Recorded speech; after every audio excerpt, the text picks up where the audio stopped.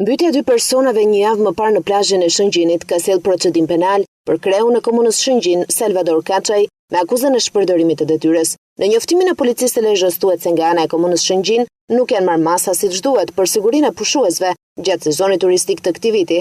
Duke ju referuar të ngjarjeve të fundit, policia ka nisur hetimet ndaj kryekomunarit Kaçaj, pasi ky fundit nuk ka zbatuar vendimin e Këshillit të Ministrave për sigurinë në plazh, që është një detyrë e pushtetit vendor. Vetëm 10 ditë më parë, një fëmijë 8 vjeç nga Kosova u mbyt në det në plazhin e Shëngjinit, teksa i shpëtoi syrit të prindërve. Një ngjarje tjetër ndodhi në këtë plazh vetëm 3 ditë më vonë, ku një 15 vjeçar po nga Kosova u mbyt në ujërat e Shëngjinit, teksa kishte ardhur me familjen për pushime. Pas kësaj mase i pyetur me telefon, kryekomunari i Shëngjinit shpreh se procedimi penal për mbytjen e dy pushuesve po përdoret nga policia për t'i dëmtuar imazhin e Shëngjinit në kulmin e sezonit turistik. Kaçaj e faturon përgjegjësinë Agjencisë së Bregdetit, e cila sipas tij ka për detyrë që të sjellë vullnetarët dhe kullat e vërtimit, siç ka vepruar me plazhet e jugut.